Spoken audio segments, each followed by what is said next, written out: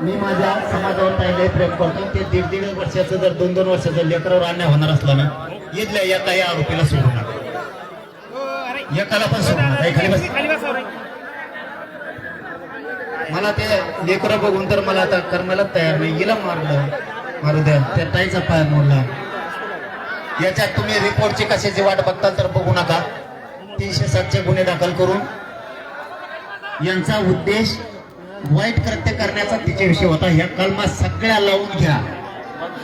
जर याच्यात सगळ्या कलमा लावून जर नाही तर मला 25 तारखेच्या नंतर राज्याची बैठक या चिखला गावात लावून आंदोलन सुरू करावं लागणार होतं. मी भोकळे साहेबांवरती विश्वास ठेवलाय, तांबे साहेबांवरती विश्वास ठेवलाय आणि आपण सुद्धा सगळेजण ठेवा, शांतता बाळगा.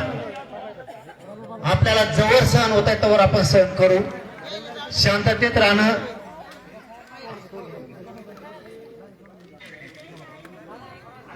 कुणाच्या आईच्या नावं दिले असते ना सगळ्यांनी, फिर्याद दिली ना सगळ्यांनी, तर वकील साहेब थांबतील. ते सगळं बघून सगळ्या कलमा वाढतील. त्याच्यात कलमा वाढवायच्या तर ते वाढावं लागणार. त्या सगळ्या सर्व वाढावं लागतात. त्या आरोपींना लवकर पकडा. तुम्ही रात्रीच 11 जण अटक केलेत हे आम्हाला कळालं. तुम्ही तुमची जबाबदारी चोख पार पाडलेली. आम्ही तुमच्यावरती थोडे सुद्धा नाराज नाहीये, परंतु राहिलेले सोडू नका. राहिलेलं एक पण सोडू नका. मला वाटतं त्या छोट्या मुलीला लागलंय खूप. त्या छोट्या मुलीला लागलंय, हिचा पाय मोडलाय. कलम 307 दाखल झाल्यात का?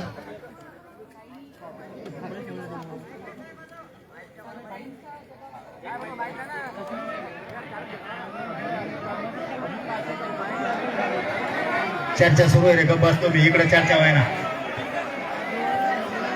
ए अरे चर्चा सुरू आहे ना. पोलीस बांधव असं का पागल आहेत का तुम्ही? काय करायचं तुला?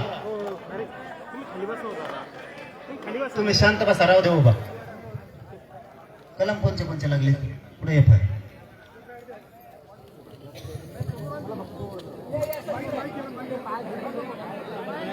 बाकी शांत बसा तुम्ही फक्त.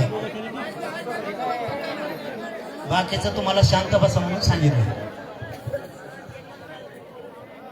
त्याच्यात 307 वाढवा.